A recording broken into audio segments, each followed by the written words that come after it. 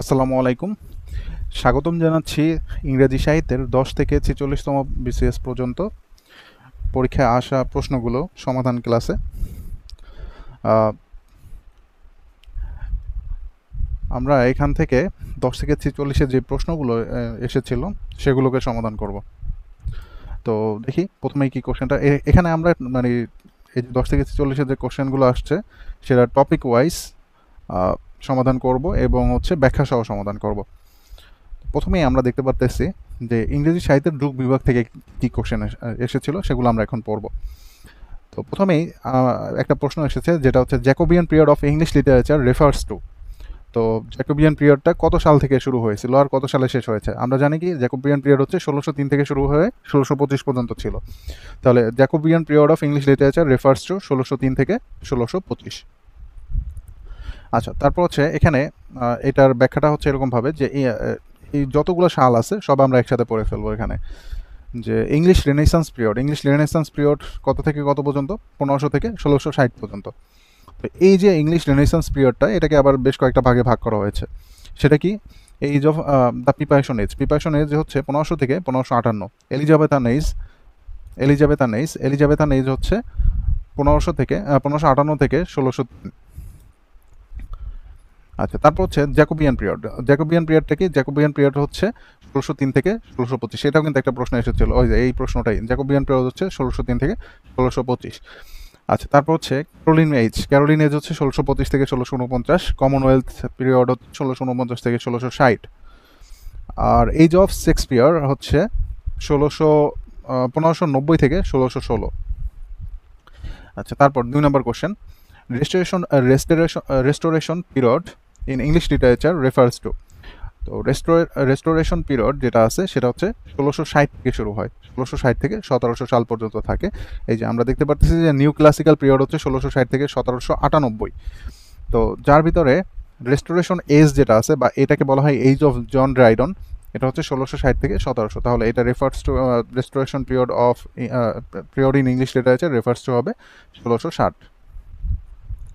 আচ্ছা, তারপর age of sensibility কত? এজ অফ সেন্সিবিলিটি হচ্ছে ১৭৪৫ থেকে ১৭৯৮। In which century was the Victorian period? তো ভিক্টোরিয়ান পিরিয়ডের কোন শতকে ছিল? এটা হচ্ছে 19th century. Which of the following ages in English literature history is the latest? তো এখানে যারা আছে তার ভিতরে জর্জিয়ান এজটা লেটেস্ট। কারণ কি? কারণ হচ্ছে এটা মডার্ন এজের ভিতরে আছে। আর বাকিগুলো হচ্ছে Augustan age, Victorian age, restoration age, এগুলো। তাহলে দেখি আমরা এটা কোনটা লেটেস্ট এখান থেকে আমরা বুঝতে পারবো। এটা দ্য রোমান্টিক পিরিয়ড হচ্ছে ১৭৯৮ থেকে ১৮৩২। ভিক্টোরিয়ান পিরিয়ড হচ্ছে ১৮৩২ থেকে ১৯০১। মডার্ন পিরিয়ড যেটা আছে ১৯০১ থেকে ১৯৩৯। এই মডার্ন পিরিয়ডকে আবার দুইটা ভাগে ভাগ করা হয়। একটা হচ্ছে দ্য এডওয়ার্ডিন এজ, এটা হচ্ছে ১৯০১ থেকে ১৯১০। আর একটা হচ্ছে জর্জিয়ান এজ হচ্ছে ১৯১১ থেকে ১৯৩৯। আর ১৯৩৯ থেকে বর্তমান যে সময়টা এটাকে বলা হয় পোস্ট মডার্ন পিরিয়ড ইংরেজি সাহিত্যের ক্ষেত্রে। হচ্ছে forms of English literature, which is not a poetic form. তো এখানে যারা আছে তার ভিতরে কোনটি পোয়েট্রিক ফর্ম নয়? আমরা জানি সনেট একটি পোয়েট্রিক ফর্ম, ব্যালাড একটি পোয়েট্রিক ফর্ম, এপিক একটি পোয়েট্রিক ফর্ম, কোনো পোয়েট্রিক ফর্ম নয়। আচ্ছা, ফর্মস অফ লিটারেচার 3 প্রকারের হয়ে থাকে, পোয়েট্রি, প্রোজ এবং ড্রামা। প্রদত্ত অপশনের মধ্যে ব্যালাড, এপিক এবং সনেট প্রভৃতি পোয়েট্রিক ফর্ম, কিন্তু টেলি পোয়েট্রিক ফর্ম নয়। আচ্ছা, এখানে ব্যালাড মানে হচ্ছে গীতিকা, a kind of short native poem or story. Epic বা মহাকাব্য, এ লং নেটিভ পোয়েম বা দীর্ঘ বর্ণনামূলক কবিতা। আচ্ছা, এপিক আবার দুই ধরনের, একটা হচ্ছে প্রাইমারি এপিক, একটা হচ্ছে সেকেন্ডারি এপিক। তো প্রাইমারি এপিকটা কি? প্রাইমারি এপিক বা মহাকাব্যটা হচ্ছে প্রথমে অলিখিত থাকে, পরবর্তীতে সেটা লিখিত মহাকাব্যে পরিণত হয়। আচ্ছা, তারপর লিখিত আকারে মহাকাব্য প্রকাশ করা হয়। আচ্ছা, তারপর হচ্ছে সেকেন্ডারি এপিক বা মহাকাব্য যেটা, সেটা হচ্ছে প্রথম থেকেই লিখিত থাকে। আর সনেট হচ্ছে চতুর্দশপদী কবিতা বলি। এটা কি? এটা হচ্ছে a poem of 14 lines. Which of the following is not a poetic tradition? তো এখানে যারা আছে এখানে তার মধ্যে এপিক একটা পোয়েট্রিক ট্র্যাডিশন, অকুল্ট পোয়েট্রিক ট্র্যাডিশন, আজিক এটাও পোয়েট্রিক ট্র্যাডিশন, কিন্তু কমিক কোনো পোয়েট্রিক ট্র্যাডিশন নয়। এপিক বা মহাকাব্য হচ্ছে লং নেগেটিভ পোয়েম, দীর্ঘ বর্ণনামূলক কবিতা। আচ্ছা, প্রাইমারি এপিক যেটা আছে এটা আগেও পড়েছি যে প্রাইমারি এপিক বা মহাকাব্য যেটা আছে সেটা হচ্ছে প্রথমে অলিখিত থাকে, পরে লিখিত মহাকাব্যে পরে সেটা লিখিত মহাকাব্য হয়। আচ্ছা, সেকেন্ডারি এপিক যেটা আছে সেটা প্রথম থেকেই লিখিত মহাকাব্য। আর অকুল্ট বা গুরু বা গম্ভীর যেটা নলেজ অফ দি হিডেন। আচ্ছা, তারপর হচ্ছে ট্র্যাজেডি বা বিয়োগাত্মক যেটা a drama based on human sufferings arouses pity and fear in the audience. আচ্ছা, কমিক শব্দের কোনো লিটারি টার্মস এর ধারণা ইংরেজি সাহিত্যে পাওয়া যায় না। What is the funny poem of 5 lines called? তো 5 লাইনের ফানি পোয়েম যেটা সেটাকে বলা হয় লিমার্ক। আচ্ছা, কোয়ার্টার মানে হচ্ছে কোয়ার্ট্রেট, এটা হচ্ছে চৌতালা। A musical composition for four voices or instruments. Limerick বা আজগুবি ছড়া a forms of light verse funny poem with 5 lines. Haiku a Japanese poem of 17 syllables. Sonnet বা চতুর্দশপদী কবিতা বলি যেটা আমরা জানি সেটা হচ্ছে এ পোয়েম অফ 14 লাইন্স। ষষ্ঠক কাকে বলে? ষষ্ঠক বলা হয় যে সনেটের যে সর্বশেষ যে 6টা লাইন সেটাকে ষষ্ঠক এবং প্রথম 8 লাইন তাকে বলা হয় অষ্টক। আচ্ছা, ফ্রি ভার্স বা মুক্ত ছন্দ এটা হচ্ছে অ্যাবসেন্স অফ রাইম।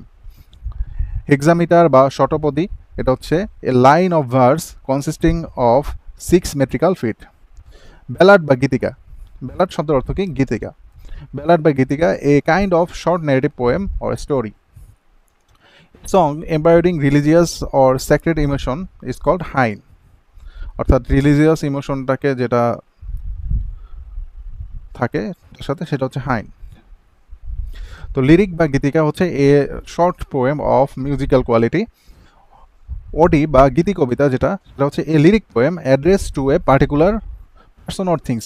এখানে এটা কি করবে? একটা পার্সন বা কোনো জিনিসকে অ্যাড্রেস করবে। আচ্ছা, হাইম যেটা আছে এটা হচ্ছে ধর্মীয় সঙ্গীত। আর ব্যালাড বা গীতিকা হচ্ছে a kind of short narrative poem. এটাও কিন্তু প্রশ্ন এসেছে ব্যালাড সম্পর্কে, a kind of short narrative poem or story.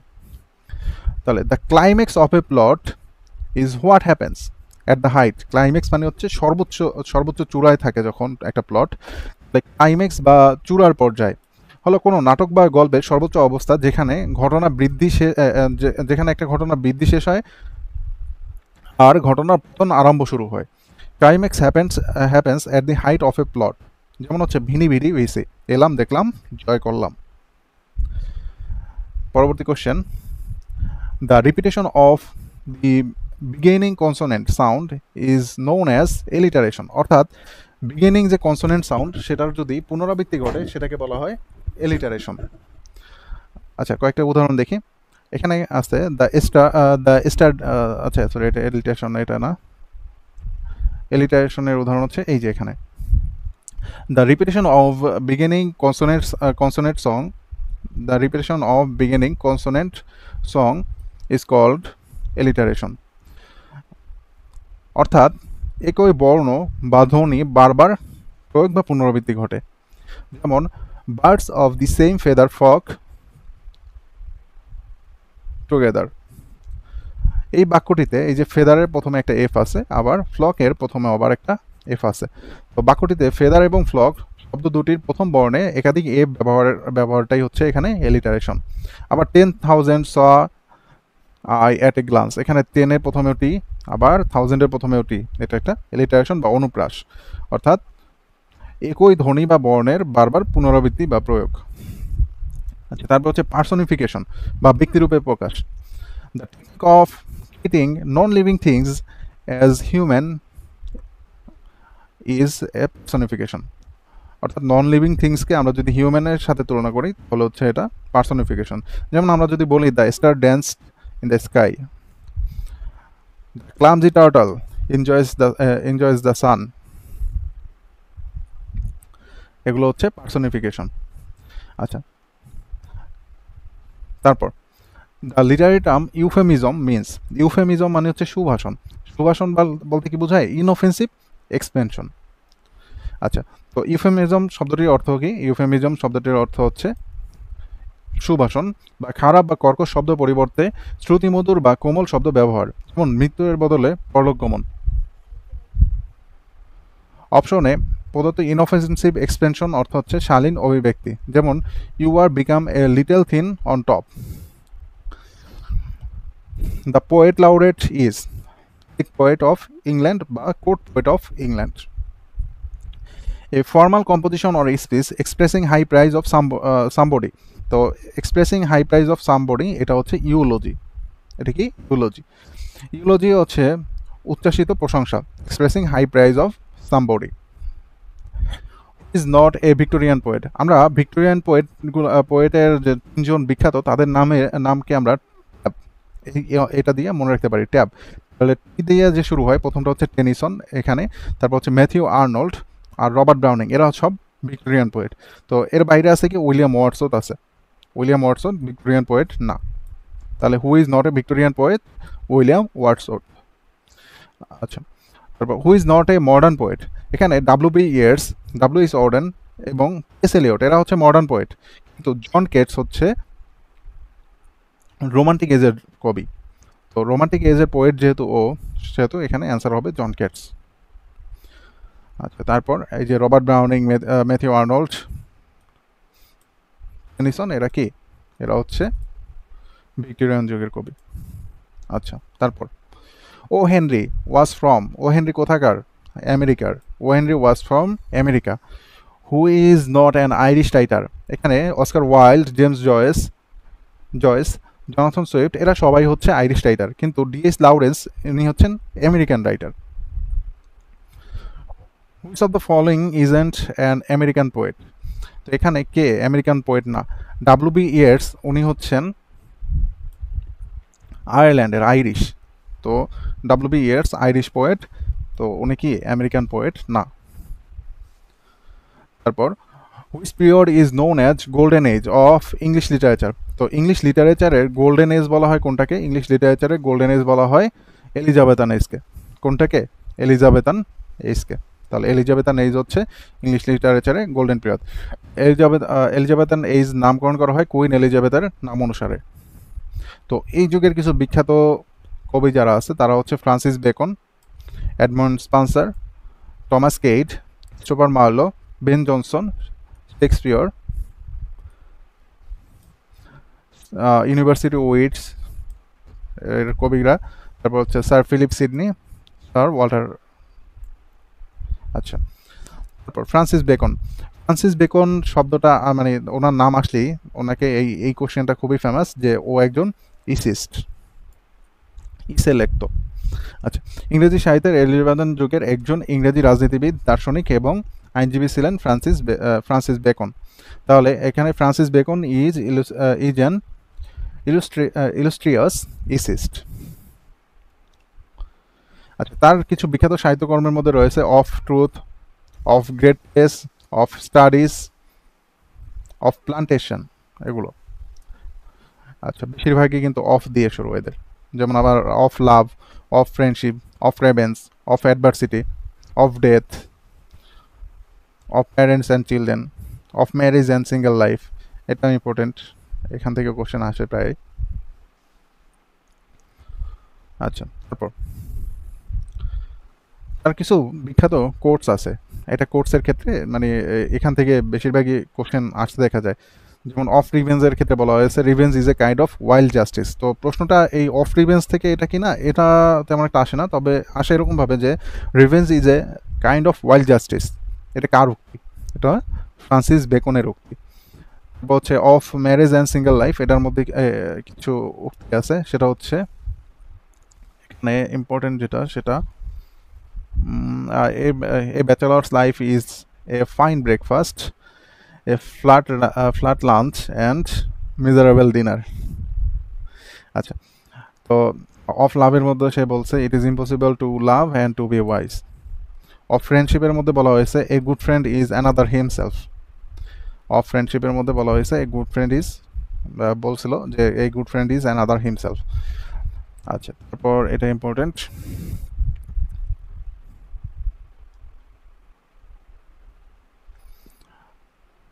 আচ্ছা, এইটা অফ স্টাডিজের ভিতরে এইটা কিন্তু খুবই ইম্পর্টেন্ট যে some books are to be tasted, other to be swallowed and some few to be chewed and digested. আচ্ছা, এই তো এখান থেকে এগুলো সবগুলোই দেখা দরকার আর কি। এখান থেকে কোশ্চেন আসে বেশিরভাগ ক্ষেত্রে। এই যে ফ্রান্সিস বেকন থেকে ওর ইয়াগুলা, ওই যে ওর কোটেশনগুলা খুবই ইম্পর্টেন্ট। আচ্ছা, তারপর হচ্ছে Thomas Kyd. Thomas Kyd, the play of Spanish tragedy is written by Thomas Kyd. Spanish tragedy কে লেখছে? Thomas Kyd. এই স্প্যানিশ ট্র্যাজেডি দেখেই শেক্সপিয়র তার হ্যামলেট নাটকটি রচনার অনুপ্রেরণা পেয়েছিলেন। তারপর Christopher Marlowe, sweet Helen make me immortal with a kiss. The sentence has been taken from the play Doctor Faustus. তাহলে ডক্টর ফাস্টাস এটা কার লেখা? এটা হচ্ছে ক্রিস্টোফার মার্লোর লেখা।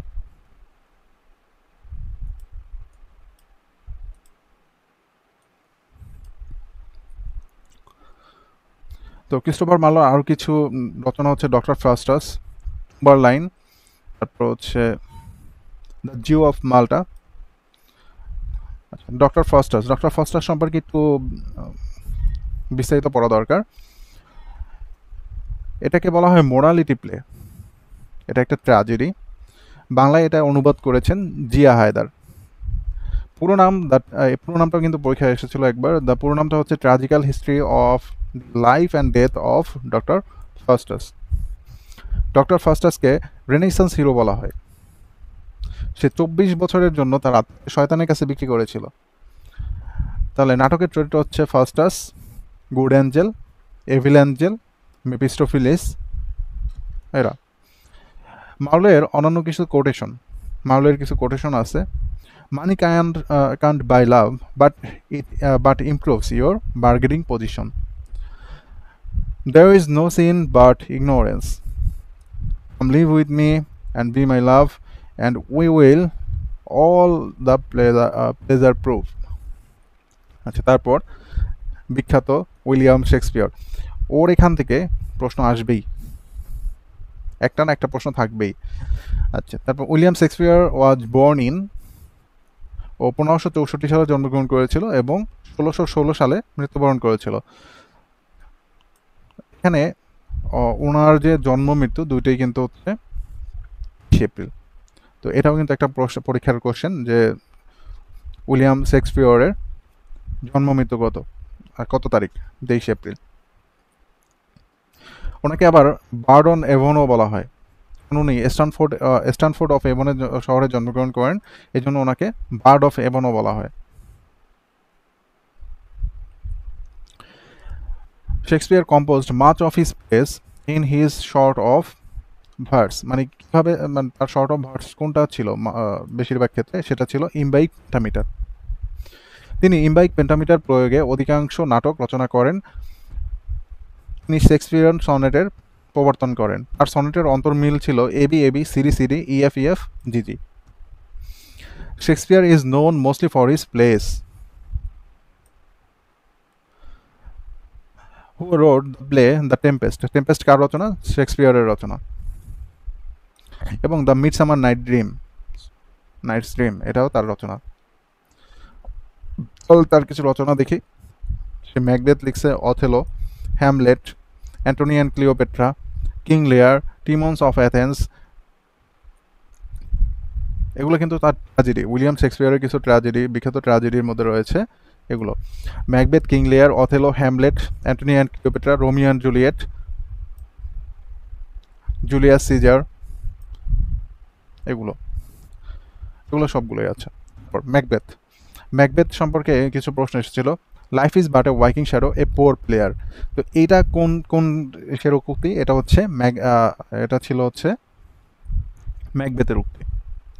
Life is but A poor player, life is but a walking shadow, a poor player, এইটা দ্বারা যেটা শুরু আছে এটা হচ্ছে ম্যাকবেথের উক্তি ছিল।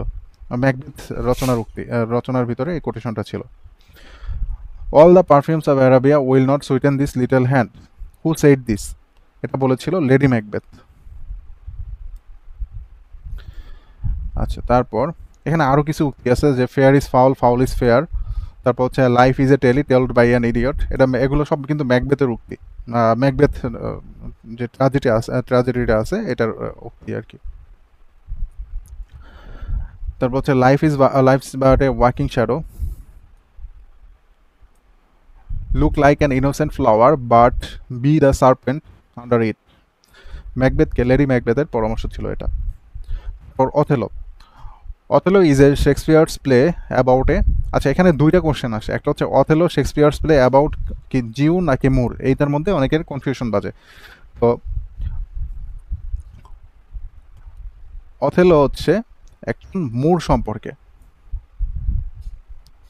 এটা মনে রাখতে হবে। আর একটা আছে, একটু সামনে যাই, এই যে মার্চেন্ট অফ ভেনিস, শেক্সপিয়ারের merchant of Venice is about a Jew, তাহলে Othello is about a Moor and merchant of Venice is about a Jew, এটা মনে রাখতে হবে। এই যে তাহলে Othello is a Shakespeare's play about a Moor. Othello gave Desdemona a handkerchief, তো Othello কী করছিল, ডেসডিমোনাকে কী দিয়েছিল, একটা হ্যান্ডকারচিপ দিয়েছিল as a token of love. বিস্তারিত এখানে লেখা আছে, এই পিডিএফের এই যে এলিমেন্ট যেটা থেকে আমি পড়াচ্ছি, তো এইটা আমি কমেন্ট বক্সে দিয়ে দেবো এটার লিঙ্ক, সেখান থেকে গিয়ে এটা পড়ে নেওয়া যাবে। Desdemona is a character in the following Shakespeare's play. Desdemona কোন এই যে ক্যারেক্টারটা কোন প্লের ভিতরে আছে, এটা আছে কোনটার ভিতরে, এটা আছে অথেলো এর ভিতরে।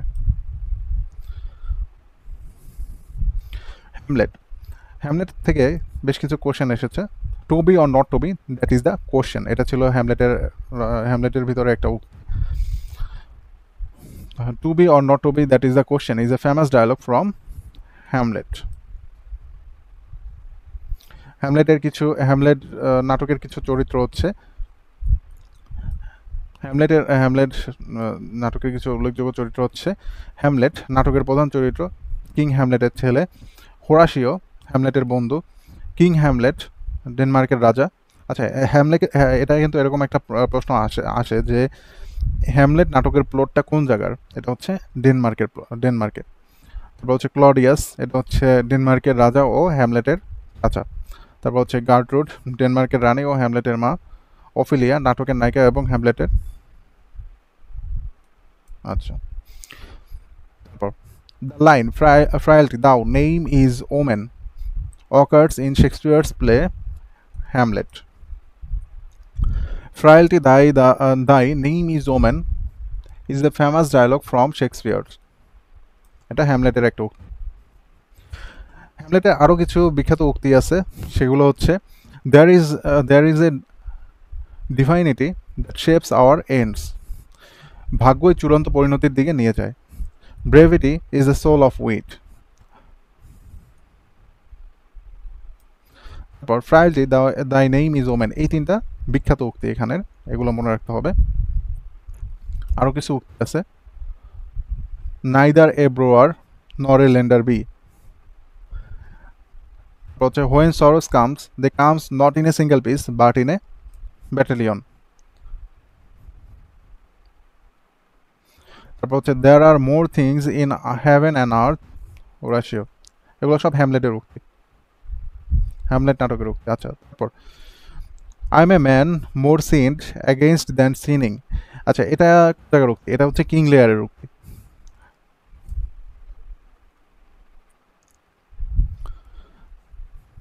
কিং লেয়ারের আরও কিছু কোট হচ্ছে নাথিং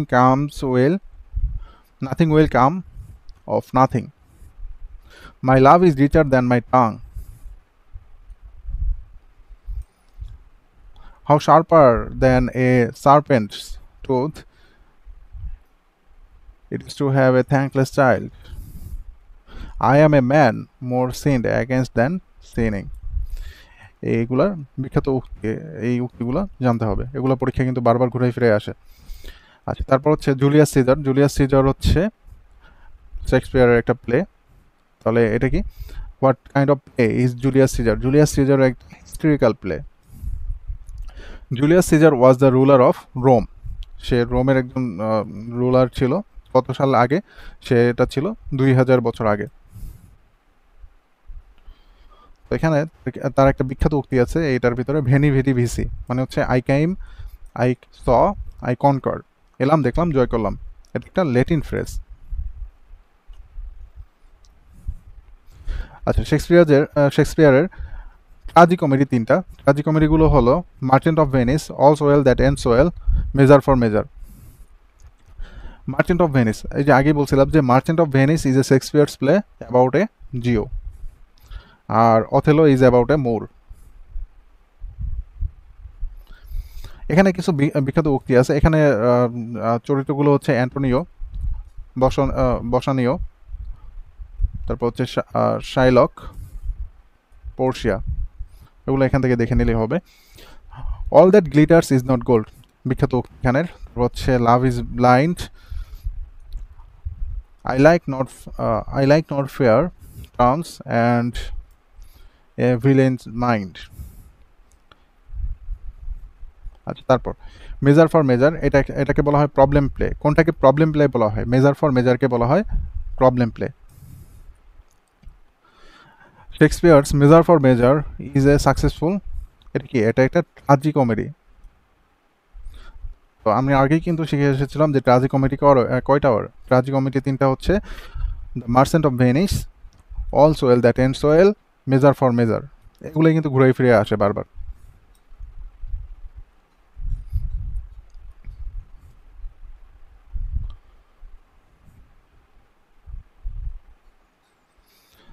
অন্যান্য কমেডিগুলোর মধ্যে রয়েছে much ado about nothing, a midsummer night's dream, twelfth night, the tempest. টেম্পেস্টকে বলা হয় কিন্তু swan song, the comedy of errors, as you like it. As you like ইটের মধ্যে এক বিখ্যাত উক্তি আছে, all that glitters is not gold. আমরা হয়তো বা সামনে পাবো এটা। Much ado about nothing is written by William Shakespeare. Much ado about nothing is written by William Shakespeare. The Tempest, Stephen is an important character from Shakespeare's play, The Tempest. টেম্পেস্টকে বলা হয়, এটাকে Schwann song বা নাটকের শেষ কর্ম বলা হয়। As you like ইট, এটার ভিতরে আসা কোশ্চেন হচ্ছে, sweet are the uses of adversity, this is a quote from Shakespeare's as you like it. Sweet are the uses of adversity as you like ইট।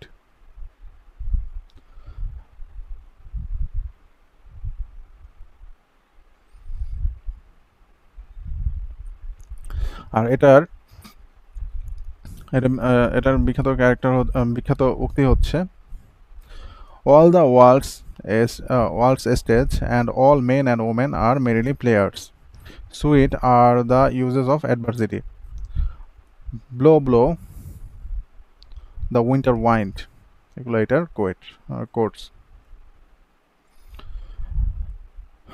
এই যে বিখ্যাত সেটিংস বা ঘটনাস্থল, where is the settings of Hamlet, settings of the plate Hamlet. এই যে আগে বলছিলাম Hamlet কোন জায়গার, এটা হচ্ছে ডেনমার্কের।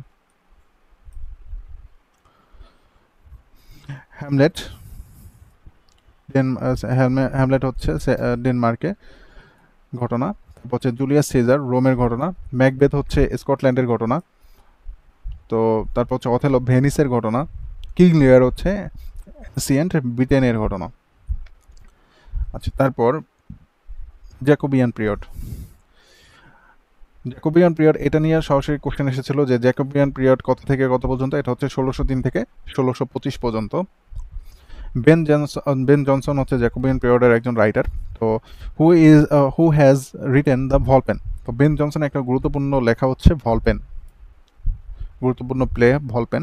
তাহলে ভলপেন বেন জনসনের একটি প্লে। তো তার আরও কিছু ইম্পর্টেন্ট লেখার মধ্যে রয়েছে the alchemist, Volpone or the foxes, every man out of his humour, every man in his humour. এই যে এগুলো তার বিখ্যাত রচনা। তারপর হচ্ছে দ্য সাইলেন্ট ওমেন, এটা টেলি অফ এ টাব, কার রচনা? বেন জনসনের রচনা।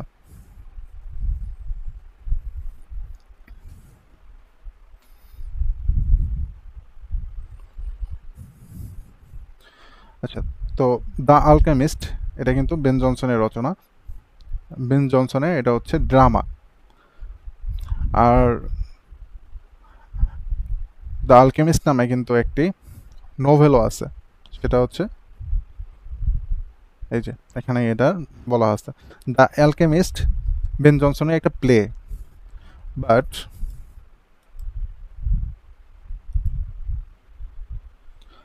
দ্য আলকেমিস্ট নামে পাউলো কোয়েলহো একটা নোভেল রচনা করছেন। আচ্ছা, তারপর হচ্ছে John Donne, who is called the poet of love. Poet of love কাকে বলা হয়? জন ডোনিকে পোয়েট অফ লাভ বলা হয়।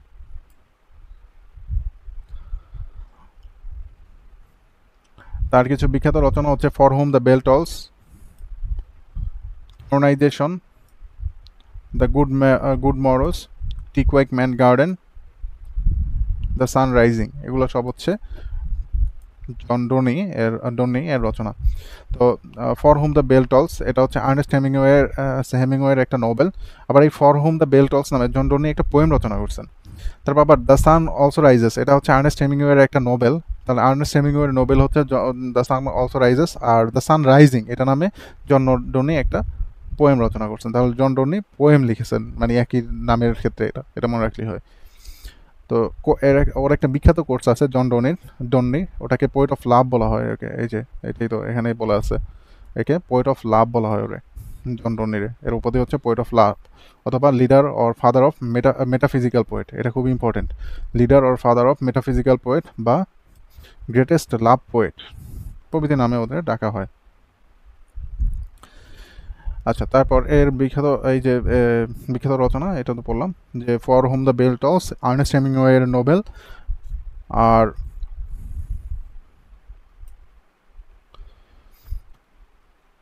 The for whom the bell tolls John Donne এর একটা কবিতা আছে। তারপর হচ্ছে দ্য সান অলসো রাইজেস, এটা হচ্ছে আর্নেস্ট হেমিংওয়ের একটা নোবেল। আর দ্য সান রাইজিং নামে জন ডোনি এর একটা কবিতা আছে। তারপর আসি কোর্স সম্পর্কে, এটা জন ডোনির কিছু কোর্স আছে। For God sake, hold your tongue and let love.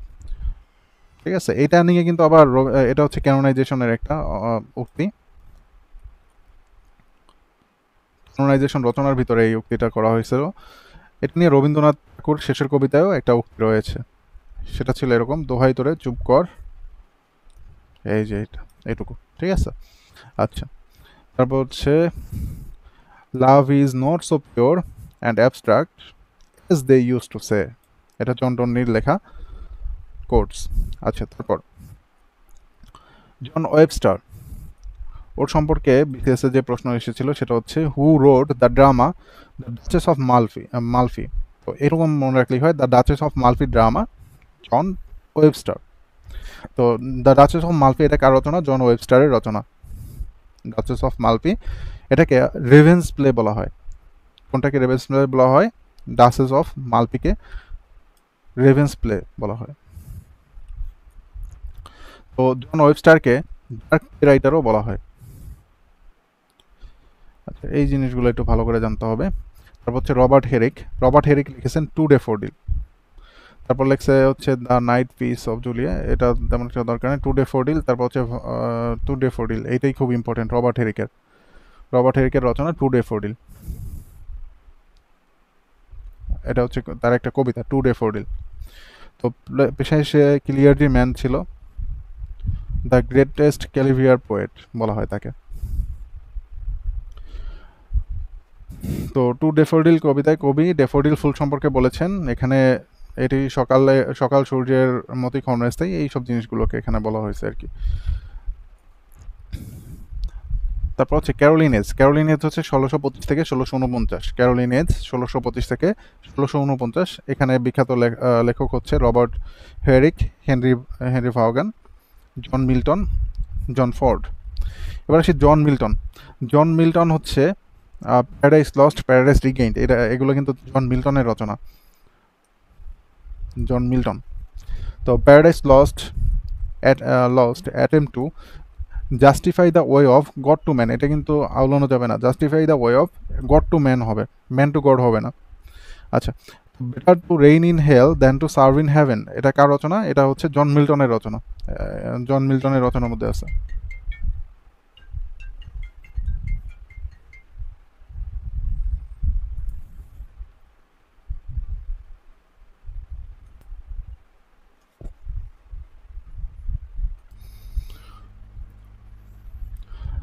Paradise lost attempted to justify the way of God to man. তারপর কোশ্চেনে বলা হয়েছে better to reign in hell to serve in heaven. এটা কার রচনা? কার রচনার একটা উক্তি? এটা হচ্ছে জন মিল্টন লিখেছেন। জন মিল্টনের একটা উক্তি হচ্ছে better to reign in hell than to serve in heaven. আচ্ছা, জন মিল্টনকে এপিক পোয়েট বলা হয়। সে অন্ধ অবস্থায় প্যারাডাইস লস্ট এবং প্যারাডাইস রিগেইনড দুইটা মহাকাব্য লিখেছিলেন। আর এই দুইটা মহাকাব্য বিষয় হচ্ছে attempted to justify the way of God to man.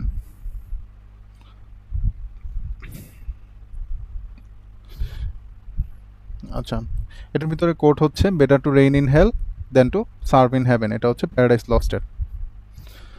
আচ্ছা, তারপরে আরেকটা উক্তি হচ্ছে এই প্যারাডাইস রিগেইন্ডের ভিতরে একটা উক্তি হচ্ছে child shows the man as morning shows the day. এটা হচ্ছে প্যারাডাইস রিগেইন্ডের মধ্যে একটা উক্তি।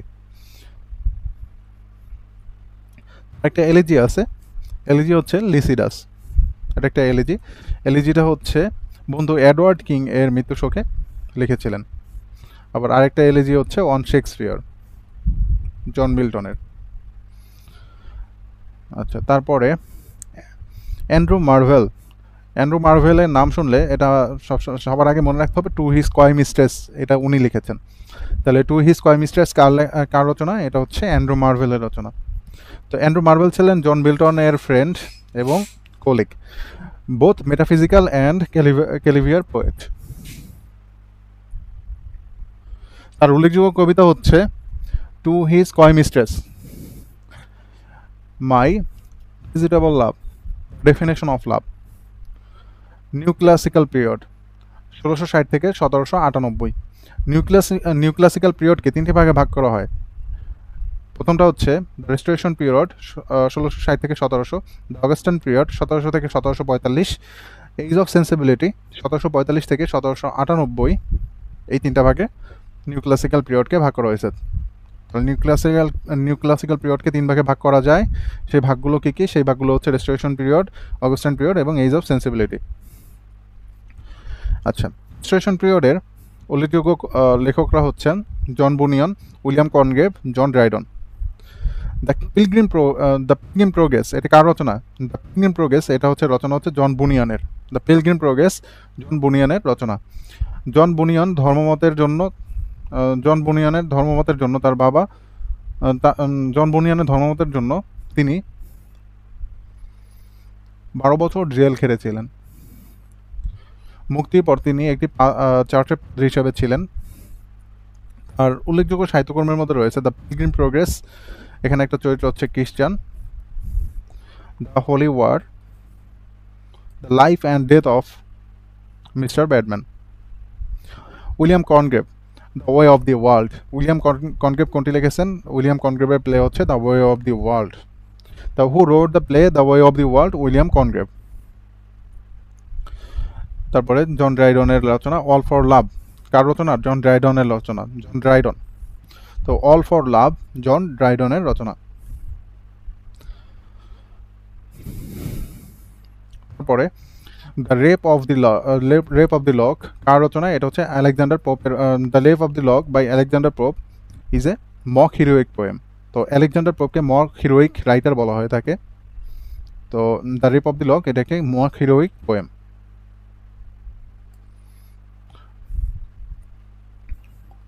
তো এখানে একটা জিনিস মনে রাখা দরকার যে the rape of the Lucrece যেটা আছে, লাকরি এটা হচ্ছে উইলিয়াম শেক্সপিয়ারের একটা poem. The rape of Bangladesh এটা হচ্ছে অ্যান্থনি মাসকারেনাসের একটা fiction.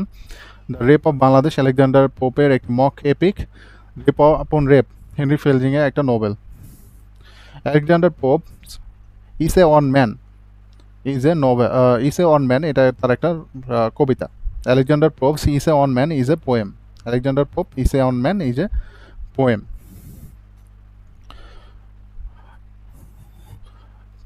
To error is human, to forgive is divine is written by Alexander Pope. To error is human, to forgive is divine is written by Alexander Pope. তার কিছু বিখ্যাত উক্তি আছে। Fools rush in where angels fear to tread. A little learning is dangerous thing. Charms strike the sight, but merits strike the heart.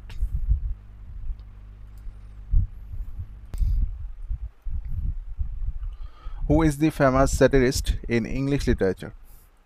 ইংরেজি সাহিত্যের বিখ্যাত স্যাটিরিস্ট যে আছে উনি হচ্ছেন জনাথন সুইফট।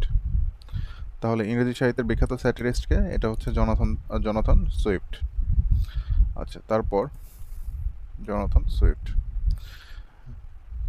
তারপরে যদি আসি, who wrote the picaresque novel Tom Jones? Tom Jones লিখেছিলেন হেনরি ফিল্ডিং। টম জোন্স কার লেখা? হেনরি ফিল্ডিং এর লেখা। তাহলে Tom Jones by Henry Fielding was the first published in.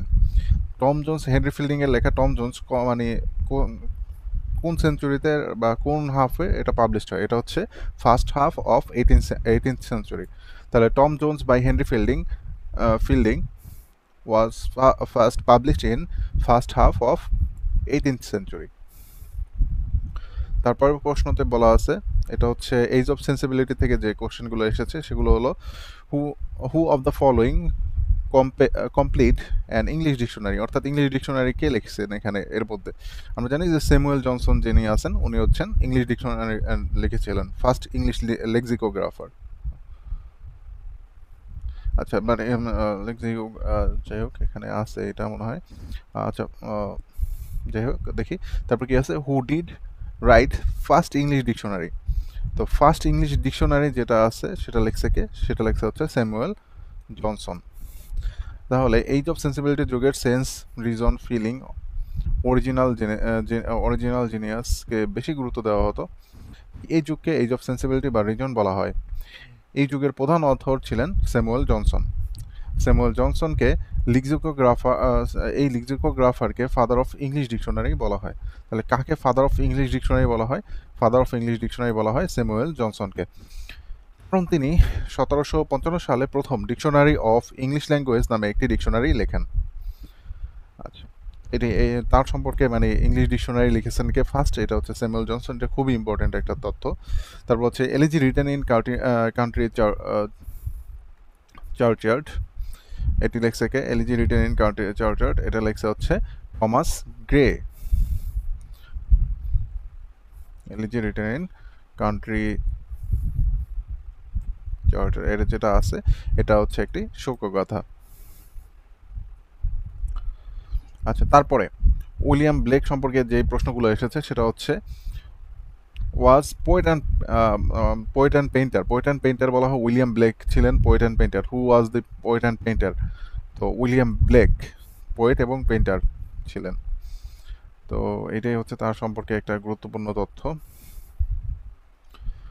তারপরে তার সম্পর্কে এটাই এসেছিল বিসিএসে। তারপর রোমান্টিক পিরিয়ড সম্পর্কে যেগুলো বিসিএসে এসেছিল সেই প্রশ্নগুলো এখন দেখব। তো আগে একটু জেনে নেই যে রোমান্টিক পিরিয়ড কত থেকে কত পর্যন্ত।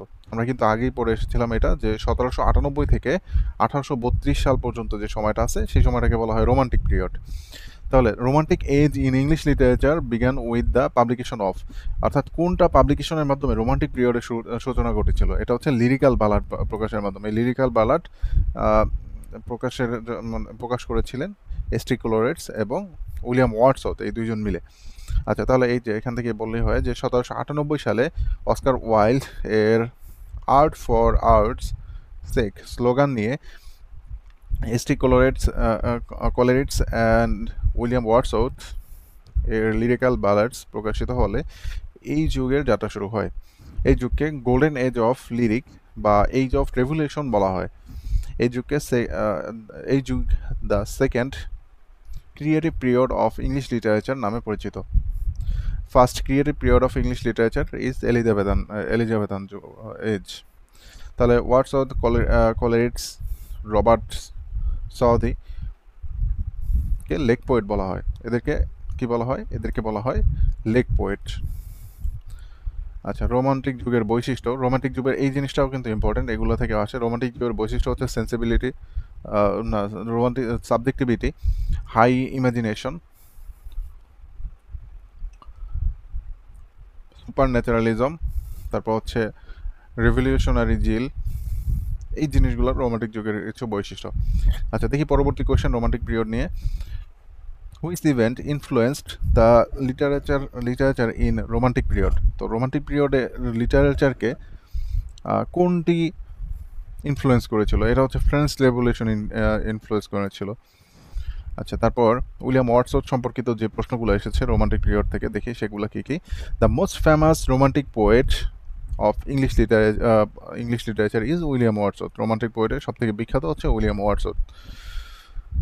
আচ্ছা, আর এই যে উইলিয়াম ওয়ার্ডসওয়ার্থ এবং এইচ.টি. ক্লোরেটস এরা মিলে লিরিক্যাল বালাড প্রকাশ করে। এই লিরিক্যাল বালাড প্রকাশের মাধ্যমেই রোমান্টিক যুগের সূচনা ঘটে। আচ্ছা, তারপর who is known as the poet of nature? Poet of nature নামে পরিচিত হচ্ছে উইলিয়াম ওয়ার্ডসওয়ার্থ। আচ্ছা, তারপর কি আছে? দ্য পোয়েম দ্য সলিটারিটি রেপার, এটা হচ্ছে ওয়ার্ডসওয়ার্থের রচনা। আচ্ছা, তারপরে দেখি কি আছে। তারপরে আছে child is a father of man, এটা কার রচনা, মানে এটা কার উক্তি? Child is a father of man, এটা কার উক্তি? এটা হচ্ছে ওয়ার্ডসওয়ার্থের একটা উক্তি। তারপর who wrote the following lines? All at once I saw a crowd a host of golden daffodils, এটা হচ্ছে ওয়ার্ডসওয়ার্থের রচনা। ওয়ার্ডসওয়ার্থের বেশ কিছু কোটস আছে, এই কোটসগুলো মনে রাখতে হবে। Child is a father of man, তারপর হচ্ছে nature never did betray the heart that loved হার।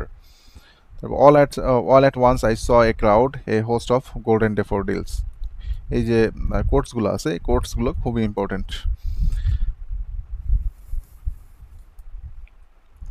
তারপরে স্যামুয়েল টেইলর কলেরিটস বা এস.টি. কলেরিটস, ওর সম্পর্কে যে প্রশ্নগুলো এসেছিল সেগুলো হচ্ছে হি প্রেইড বেস্ট হু লাভ বেস্ট। আচ্ছা, এটা এস.টি. কলেরিটসের রচনা, মানে একটা কোর্স ওর। তারপর হু রোড বায়োগ্রাফিয়া লিটারারিয়া, এটা কে লেখছে? এস.টি. কলেরিটস লেখছে। Alone alone all alone alone on a wide sea, এটাও এস.টি. কলেরিটসের রচনা। এটা কোথায়? এটা হচ্ছে the rime of the ancient mariner, এখানে এটা এই রচনার ভিতরে একটা উক্তি হচ্ছে এটা। আচ্ছা, তারপরে দেখি who has written the poem Kubla Khan? Kubla খান হচ্ছে এস.টি. কলেরিটসের রচনা। এস.টি. কলেরিটস কিন্তু মানে বিসিএস এর জন্য একটা ফেভারিট লেখক বলা যায়, এখান থেকে কোশ্চেন আসে। আচ্ছা, তারপর হচ্ছে PB Shelley. PB Shelley romantic যুগের একজন লেখক। তো পিবি শেলি রোমান্টিক পিরিয়ড থেকে কিন্তু বিসিএস এ প্রত্যেকবার একটা না একটা কোশ্চেন আসে। PB Shelley's অ্যাডোনাইস is an elegy on the death of, অর্থাৎ পিবি শেলি কার মৃত্যুতে এই এলিজিটা রচনা করেছেন? অ্যাডোনাইস, এটি হচ্ছে জন কেটসের মৃত্যুতে রচনা করেছেন। হু রোড পোয়েম ওজিমেন্ডিয়াস রচনা করছে পিবি শেলি।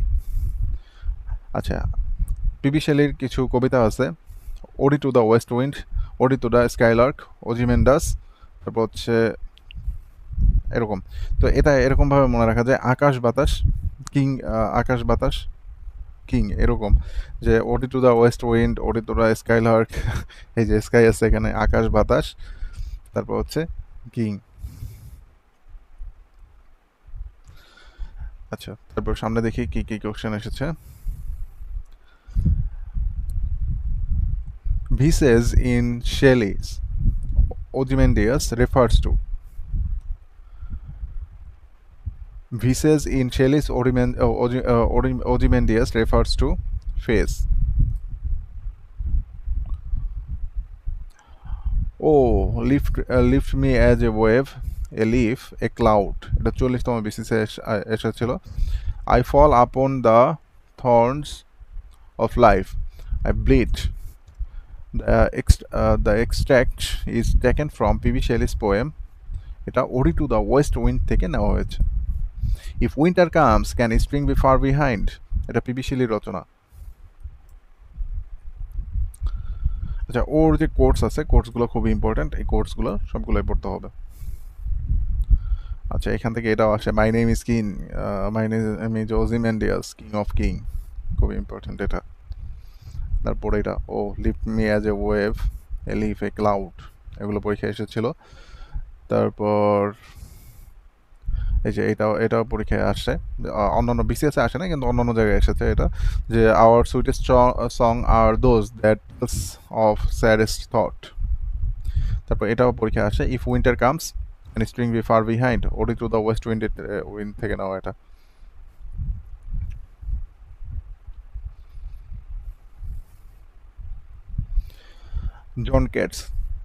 জন কেটস হচ্ছে ওর থেকে যে প্রশ্নগুলো এসেছে সেগুলো দেখি। জন কেটস রোমান্টিক যুগের একজন লেখক।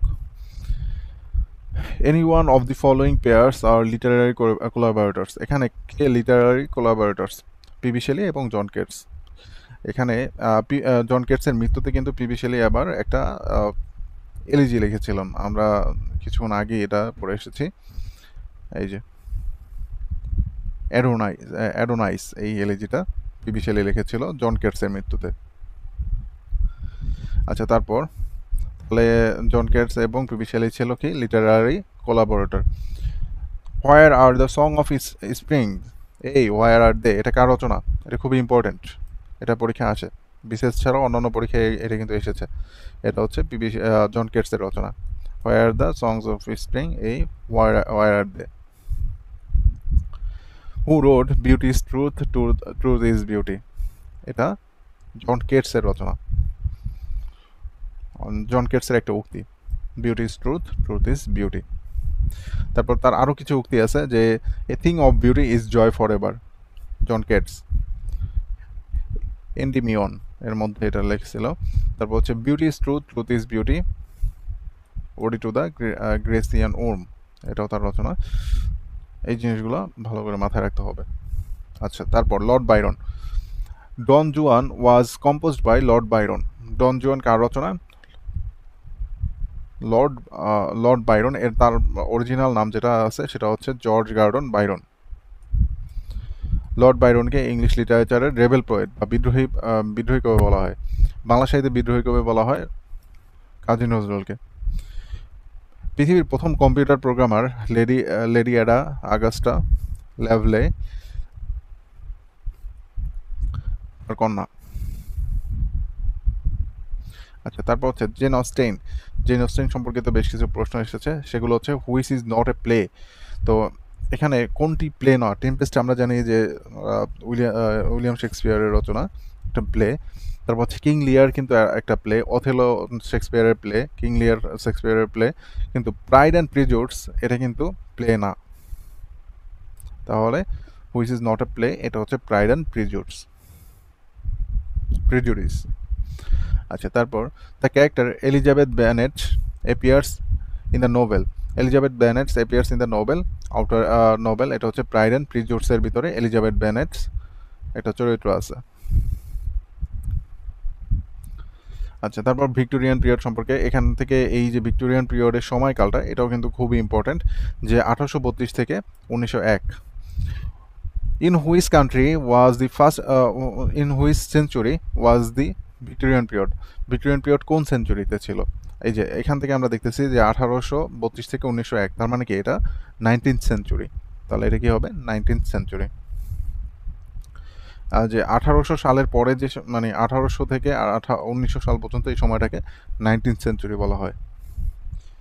আচ্ছা, তারপর who is the poet of Victorian age, Victorian এজের পোয়েটকে আমরা কি TAB দ্বারা মনে রাখতে পারি, TAB, ট্যাব। তো এটা দ্বারা কেমনে মনে রাখতে পারি? Tennyson, Matthew Arnold, Browning.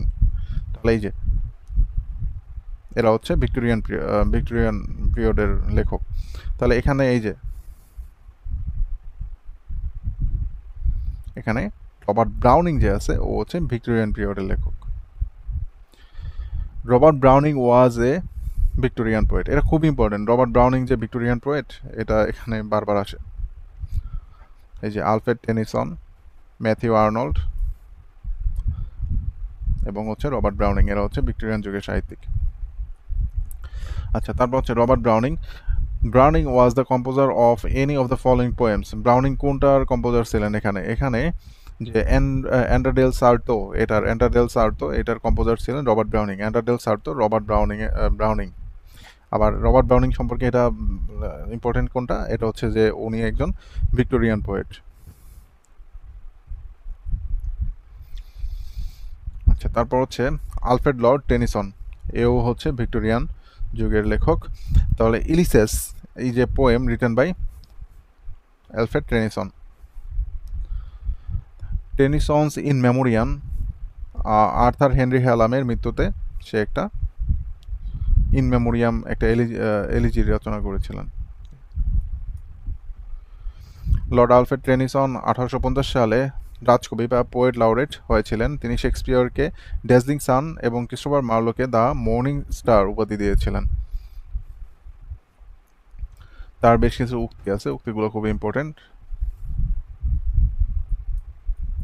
এই যে ইন মেমোরিয়াম প্রিয় বন্ধু আর্থার হেনরি হলাম এর মৃত্যু শোকে কবিতাটি রচনা করেন। তার রচনার ভিতরে, কবিতার ভিতরে রয়েছে ইলিসেস, আলফ্রেড টেনিসন, লোটাস, ইটার্স। আচ্ছা, তারপর হচ্ছে Charles Dickens. who wrote the two famous novel David Copperfield and Tale of Two Cities. David Copperfield and Tale of Two Cities, written by Charles Dickens. The two cities in a Tale of Two Cities is London and Paris. London town is found a living being in the work of Charles Dickens. Pip is the protagonist in Charles Dickens novel, অর্থাৎ Charles ডিকেন্সের কোন নোভেলে পিপ protagonist ছিল, এটা ছিল great এক্সপেকটেশনসে। তাহলে Pip is a protagonist in Charles Dickens novel great expectations. David Copperfield is a, তাহলে এই যে ডেভিড কপারফিল্ড এটা ও কোন যুগের কবি, ও ভিক্টোরিয়ান কবি, এটা মনে রাখতে হবে। ডেভিড কপারফিল্ড ভিক্টোরিয়ান কবি। তাহলে আমরা মানে 3-4 জনের নামটা খুব ভালো করে মনে রাখলে কিন্তু এখান থেকে বেশিরভাগ কোশ্চেন অ্যান্সার করা যায়। এটা হচ্ছে Alfred Tennyson, Matthew Arnold, Robert Browning, David Copperfield, এরা হচ্ছে ভিক্টোরিয়ান কবি।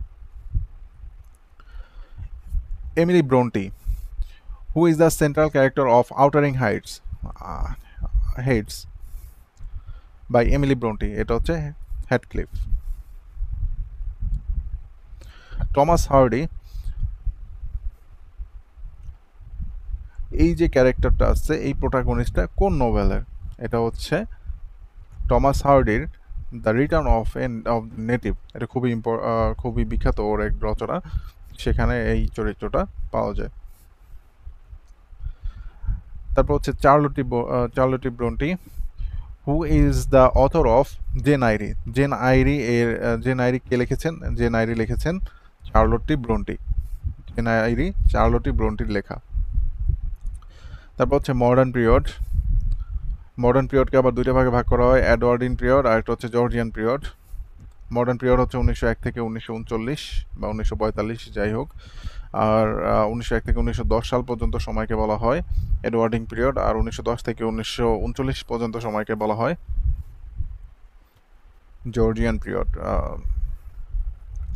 আচ্ছা, তারপর মডার্ন পিরিয়ডের লেখক হচ্ছে জিবি শাহ মডার্ন পিরিয়ডের লেখক। Caesar and Cleopatra is a play by GB Shaw. Caesar and Cleopatra is a play by GB Shaw. তারপর প্রশ্ন, who wrote the book Lord Jim a tale? Lord Jim a tale এটা হচ্ছে Joseph Conrad এর রচনা। Lord Jim a tale কার রচনা? Joseph কনরেডের রচনা। Lord Jim a tale Joseph কনরেডের রচনা। তার একটা বিখ্যাত রচনা হচ্ছে হার্ট অফ ডার্কনেস জোসেফ কনরেডের রচনা। তাহলে এই জিনিসটা মনে রাখতে হবে যে the heart of darkness Joseph কনরেডের একটা novel. Heart of India Alexander ক্যাম্পবেলের একটি হিস্টোরিক্যাল গ্রন্থ। তারপর হচ্ছে Lord Jim a tale Joseph কনরেডের একটা নোভেল। তারপর হচ্ছে লাকি জিম, এটা আরেকজনের লেখা। তারপর ডাব্লিউ বি ইয়েটস বিখ্যাত এই কারণেই, মানে ওর থেকে বেশি প্রশ্ন আসে। ও কিন্তু রবীন্দ্রনাথের যে গীতাঞ্জলি ইংরেজি যে অনুবাদটা ছিল সেটা কিন্তু ও সম্পাদনা করেছিলেন। অনুবাদ কিন্তু রবীন্দ্রনাথ নিজেই করেছিলেন। আচ্ছা, দেখি পরবর্তী প্রশ্নটা কি এসেছে। Which of the following isn't and American poet? এখানে আমেরিকান পোয়েট কে নয়, ডাব্লিউ বি ইয়েটস কিন্তু আইরিশ পোয়েট। বাকি যারা আছে রবার্ট ফ্রোস্ট, এমিলি ডিকিনসন আর এই যে হিউজেস, এরা হচ্ছে সবাই হচ্ছে আমেরিকান পোয়েট। আচ্ছা, Gitanjali of Rabindranath Tagore was translated by, এখানে রবীন্দ্রনাথ ঠাকুর নাম থাকলে ওই হইতো, কিন্তু এখানে যেহেতু রবীন্দ্রনাথ ঠাকুর নাই সেক্ষেত্রে আমাদের ডাব্লিউ বি ইয়ার্স দেখাতে হবে, কিন্তু রবীন্দ্রনাথ ঠাকুরই কিন্তু এটাকে ট্রান্সলেট করেছিল আর ও ভূমিকা লিখে দিয়েছিল আর কি। আচ্ছা, তারপর কি আছে, গীতাঞ্জলি ইংরেজি অনুবাদ সম্পাদনা করেছেন কে? সম্পাদনা করেছেন W B Yeats. All change utterly. A tribal beauty is born. This extract is taken from W.B. Yeats. W. Yeats এর কোনটা থেকে নেওয়া হয়েছে? Star 1916. No Second Troy is a poem. No Second Troy একটা কবিতা। The poem The Lake Islay of Innisfree, এটা কার রচনা? এটা হচ্ছে W.B. Yeats এর রচনা। তারপরের প্রশ্ন, who wrote the short story the ant and the grasshopper? The ant and the grasshopper এটি লিখছে উইলিয়াম সমারসেট মাঘম। আচ্ছা, টি.এস. ইলিয়টের রচনা। The poetic drama murder in the cathedral, এটা কার রচনা? এটা হচ্ছে টি.এস. ইলিয়টের রচনা। মার্ডার ইন দ্য ক্যাথেড্রাল এটা হচ্ছে টি.এস. ইলিয়টের রচনা। তারপর ডি.এস. লাউরেন্স থেকে প্রশ্ন এসেছে, Lady Chatterley's lover was written by the author of.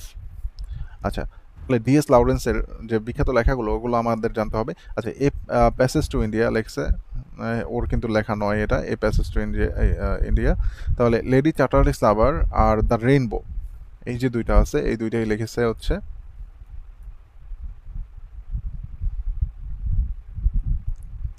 Lady Chatterley's লাভার এবং হচ্ছে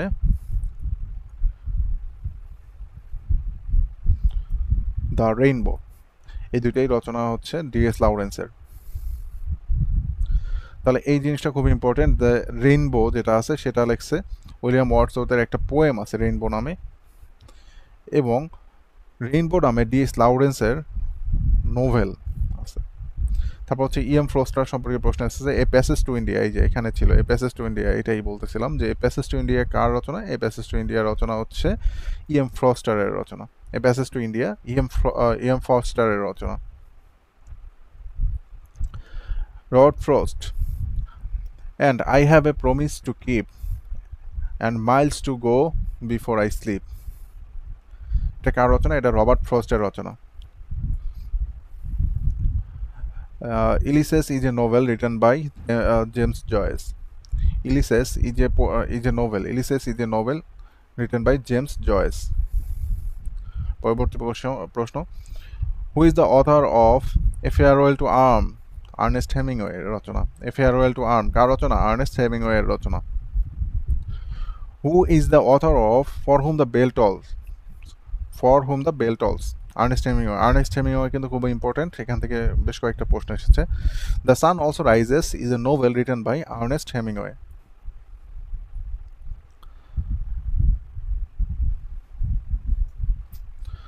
তাহলে তার বিখ্যাত উপন্যাসের মধ্যে রয়েছে the old man and the C.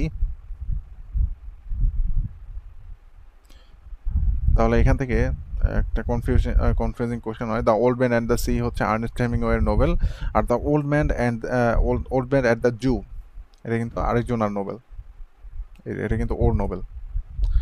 আচ্ছা, তারপর হচ্ছে George Orwell, which of the following novel was written by George Orwell? George Orwell কোনটি লিখেছে? জর্জ অরওয়েলের লেখা হচ্ছে 1984। 1984 কার রচনা? জর্জ অরওয়েলের রচনা। এই জর্জ অরওয়েল ব্রিটিশ বংশোদ্ভূত ঔপন্যাসিক, ভারতের কলকাতায় জন্মগ্রহণ করেন। পারিবারিক নাম হচ্ছে এরিক আর্থার ব্লায়ার। আচ্ছা, পরবর্তীতে animal farm was written by, animal farm কার রচনা? অ্যানিমাল ফার্ম জর্জ অরওয়েলের রচনা। Arundhati Roy, the god of small things এর রচনা কার রচনা? এটা হচ্ছে অরুন্ধতী রয়ের রচনা।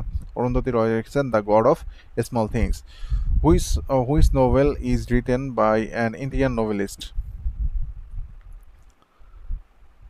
Things fall apart, sorry things fall apart Indian নোভেলিস্টের রচনা নয়। The ministry of utmost happiness, এটা হচ্ছে ইন্ডিয়ান লেখকের রচনা। মিনিস্ট্রি অফ আটমোস্ট হ্যাপিনেস গ্রন্থের রচয়িতা ভারতীয় লেখক অরুন্ধতী রয়। গ্রন্থটি 2017 সালে প্রকাশিত হয়। উপন্যাসটিতে ভারতীয় উপমহাদেশের বহু বছরের ইতিহাসের ভেতরে দিয়ে পুরনো দিল্লির ঘিঞ্জি মহল্লা আর নতুন শহরের পথঘাট থেকে শুরু করে কাশ্মীরের পাহাড় পর্বত উপত্যকা হাসির ভিতর কাহিনী বর্ণিত হয়েছে। তিনি 1997 সালে the god of small things নামে একটি উপন্যাসের জন্য the Man Booker International prize for fiction লাভ করেন। অন্যদিকে দ্য রিটার্ন অফ নেটিভ গ্রন্থের জন্য ভিক্টোরিয়ান যুগের প্রত্যক্ষ দুঃখবাদী ঔপন্যাসিক, পেসিমিস্টিক নোভেলিস্ট ও ব্রিটিশ কবি টমাস হার্ডির রচনা হচ্ছে the return of the native. Things fall apart এটি হচ্ছে চিনিও আয়াচিবে এর রচনা।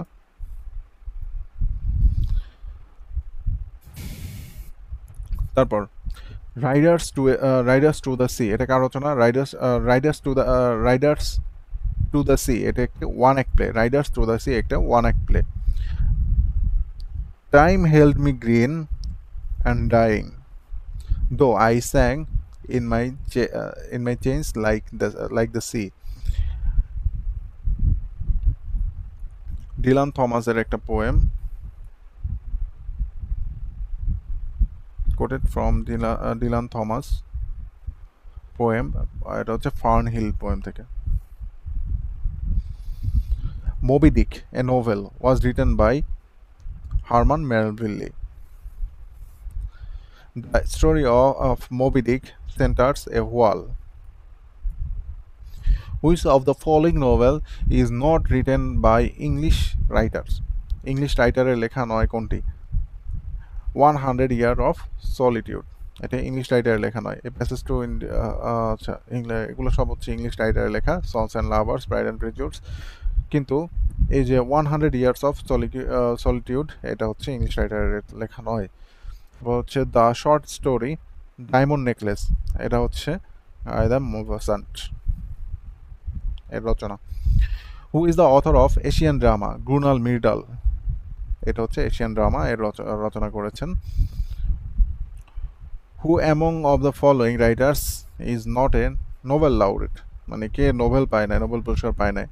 এখানে গ্রাহাম গ্রিন যে আছে ও বাদে বাকি সবাই, টি.এস. ইলিয়ট, টনি মরিসন এবং ফকনার যারা আছে এরা সবাই নোবেল পুরস্কার লাভ করেছে। এখানে নোবেল পুরস্কারের লিস্ট দেওয়া আছে। এই ছিল বিসিএস এর বিগত বছরে আসা সকল প্রশ্ন। আর এই পিডিএফটা ইনসেপশন অ্যাপ থেকে নেওয়া হয়েছে। আমি এটার লিঙ্ক দিয়ে দেব ফেসবুক পেজের, তো সেখান থেকে এই পিডিএফের যে পড়াগুলো আছে ওইখান থেকে পড়ে নেওয়া যাবে। ধন্যবাদ সবাইকে।